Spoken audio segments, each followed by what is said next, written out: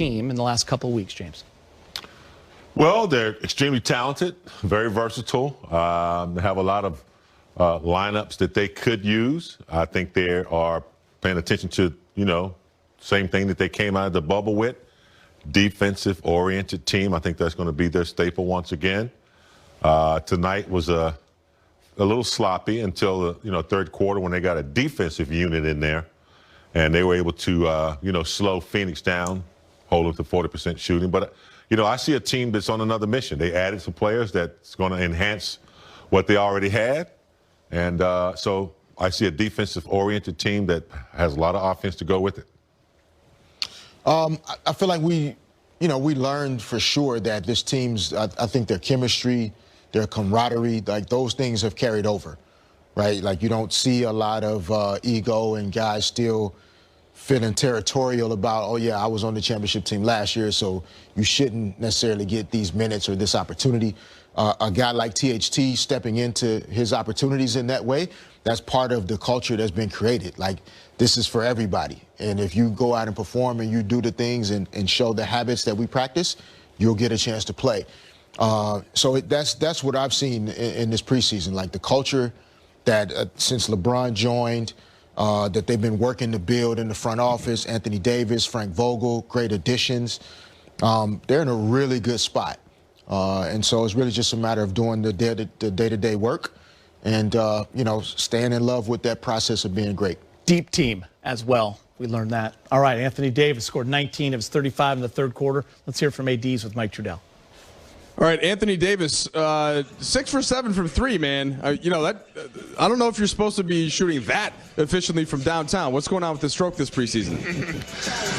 Just trying to get back in the rhythm, find my game. Coach wants me to shoot more threes, and why not, get used to it in the preseason and get the shots up. So that's all it was. Just trying to find a rhythm and just be confident in my shot, be confident in the game, and work on my game in the preseason games before we get started. First half reminded me, AD, of early in the bubble when you guys were mostly thinking about trying to stay healthy, but those competitive juices seem to come out. The defense picks up a level in the third quarter. Is that what happened to turn things around, even though it was a preseason game? Yeah, I mean, anytime we go out there and play, we want to work on good habits, work on our game, and the thing that we can do is control how we play on defense. And Coach got us on about our defensive intensity at half, and we closed the first quarter and the second quarter pretty good. First quarter they had, I think, 39 points, and we held them to, I think, 20-something in the second quarter, and then played a great defensive half in the second half. So we want to continue to work on our defense and be a dominant defensive team like we were last year. And it starts in the preseason. We got new guys, so we're going to continue to figure each other out and find ways that we can be better than we were last year. Yeah, you mentioned the defense last year. That was a big thing that carried you to the championship. How different is this team? And I know it's tricky to judge after the preseason games, AD, but how are you feeling about the way things are coming together heading into the opener? We feel good. We feel very good. The things we were able to do on the defensive end so quickly with our new guys is, it involves a lot of trust. It involves a lot of the new guys caring about playing defense, and it's about our schemes. And Coach complimented us on how well we're gelling together on the defensive end, doing things that we're really not supposed to be doing this early. And we got a lot of great cerebral players, Mark, Wes, that we picked up. So Trez, and we've been able to do some things that necessarily you probably wouldn't be able to do last year. But, two totally different teams, both teams defensive-minded.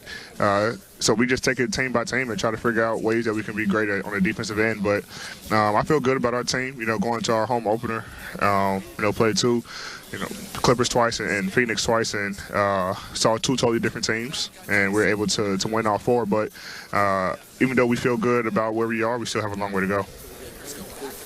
And then last thing for you, AD, real quick, Chicago kid, Taylor Horton-Tucker. You got that blood that runs deep there in the state of Illinois. What do you think of his preseason, and how does that help you going into the regular season? He played his ass off. I mean, he's been great from day one. Even in the bubble, last year he's been great for us, and he's a kid who wants to learn, a kid who wants to go out there and compete and and get thrown in the fire. He doesn't shy away from matchups. He doesn't shy away from big moments. He listens, and that's all you can ask for from a guy who is a young player. And for him to come in and play with so much confidence and do good things for us on the defense and on the offensive end is huge for us. And he's going to be a big role for us this year. And he's continuing to learn. I mean, this is, second year, and, he's still learning the game. So, the future is bright for him for sure. Thanks, Eddie, man. We appreciate the time. Yep, thanks, Mike. All right, appreciate that, Mike. And Anthony Davis, AD, and LeBron in their final tune-up. They get extended minutes. LeBron plays 25. He ends up with 20. But I want to talk about Anthony Davis, guys. He is game ready, and it showed in that third quarter. He had 19 of his 35 in that third. He was 6 of 7 for 3 overall, 4 of 5 in that third quarter, and just 30 minutes, 35 points, Fish. Yes, efficient. Still really wanted to try and figure out how to win this game. Like, I don't think they felt like the world was going to end, obviously, if they did it. Talked about Frank Vogel really getting on them at halftime about their lack of defensive intensity. And that's really what seemed to turn them on. Like, as they started to really lock in defensively. The Suns scored 39 points in the first quarter, finished with 113, 74 points the rest of the game. And so this Lakers team, anchored by Anthony Davis in the middle defensively, we're going to talk about the 35 points for sure. But I think he still has that defensive player of the year mentality, and that's going to be a good thing for this team to hang their hat on. And big game, we saw it last year when this team was at their best. It was AD blocking shots, Lakers getting out in transition. AD not only dominated around the basket, but stepping out in his ability to hit the mid-range and to hit the threes. We saw it all on display there in that third quarter. Good sign that when he wants to turn it on and insert his will, he can, and the Lakers follow. No question. 3 blocks tonight, and I saw several plays where guys had layups. They didn't even attempt them because he was around. So he has that presence. He's there. And that defensive unit they had out there in the third quarter looked really good. I'm sure that's something Vogel looked at. Kuz, Caruso, AD, I think Montrez was out there, and they did a good job of, getting steals and getting out and getting them back in the ball game. So that's where it's going to happen for them. Their defense, obviously always dictates what they do on the other end. All right, let's get to the highlights. We'll get you out to Phoenix. Spurt there to get to within 13. They were down 20 or so and not really playing that well on the defensive end, giving up to 69 points. 69-56. Time now to check in with the Access Sportsnet studio. It's time for their Drug in the Box halftime report. Lakers a little sloppy in their final preseason game. James, 10 turnovers for 16 points for the Suns. Yeah, not what you want, but, it is the last game of the preseason. Phoenix Suns have a bunch of eager young players trying to audition. Getting to 13 was good, though. We'll see what happens in the third. Yeah, they didn't feel like playing, basically, when the game started. And 20 seconds. They got into it as the game went on a little bit more, so we'll see if they can come back in the third quarter and get it cracking. Speaking facts tonight, aren't you? Yes. Jack in the Box halftime report starts right after this. Three-peat. You were a part of a three-peat and back-to-back. I want to start with you. How hard is that? Put this in perspective, please. Oh, man.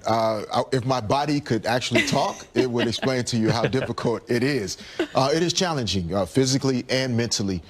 LeBron has done it before, right? He's been in this position before. So it's good to have someone that's experienced the pressures, the demand that it takes on your body and your mind to be in a position to win a second championship in a row. But I do believe this team is constructed as best as possible to make a run at winning another championship. Fish, I only wrote about you guys winning back-to-back in 2009 and 10, and I was exhausted just writing about it. I mean, plus you went to the finals in 08 and, of course, lost to Boston. But what you did back in the day, really impressive. And, James, I know you won a few championships as well, didn't you? It's not difficult. I mean, it is difficult. I'm sorry. Let us all know. A little Freudian there. It's difficult, especially when it's predicted You know, all the GMs are predicting that the Lakers made the best moves, and I think the one plus for them is that they're just coming off of a championship win, and they have, as Fish said, one of the guys that's been there, done that. AD is bought in completely, and you have guys like Marc Gasol who's won, and he wants to get one, and you have some some players who are hungry and want to win. So yeah, I think they're favored. It continues to just show, too, the work that the front office put in during this short offseason to not just be complacent and understand what they needed to have all the necessary tools to repeat because of how tough you guys say it is. For sure. I think we've all learned how quick that window closes in sports now. It is difficult to sustain the level of excellence it takes to win 2, 3, 4, 5 championships in a 6 or 7 year period. And so the Lakers are striking now while they have LeBron James, while they have Anthony Davis, et cetera. But this is a different time also. With one of the most challenging aspects from my perspective is all of the fanfare and your family and the celebratory aspect of you guys are the champions. Everybody's telling you how good you are. And just due to the world we're living in right now, they're not experiencing that as much, right? A little bit of that is kind of taken away. We're all in a much more just humble, real place. And I think that could help them to just keep focused on the work part of this and not walking around town, because we can't walk around town, Right. you know, acting like I'm the man. Just focusing on playing basketball, my family, and staying healthy. Speaking of the current player, as we know, who has done it, as you mentioned, LeBron James has been a part of a repeat before, and he said it's the hardest part about winning this title last season is that his teammates don't get to fully experience what it's like to be a champion. But when you look at these numbers for LeBron, he leads in a couple of individual categories: best small forward, best passer, second in opposing coaches making adjustments because of him. Number one, take a guess. James Harden. But year 18, big game. We talk about it all the time. LeBron James, approaching 36, continues to earn that all-around respect. It didn't and doesn't happen by accident. I mean, he had a formula years and years ago. I'm sure he's, changed it a little bit and gotten better and better. He's disciplined, disciplined, committed, and he's been to the finals. So you don't play for anything less than that when you've tasted as many finals as he has. But I think the discipline and the way he takes care of himself, and that's a whole nother aspect of the game. Preparation and then being able to deliver. He's the king. Yeah, and by the way, the fact that he's second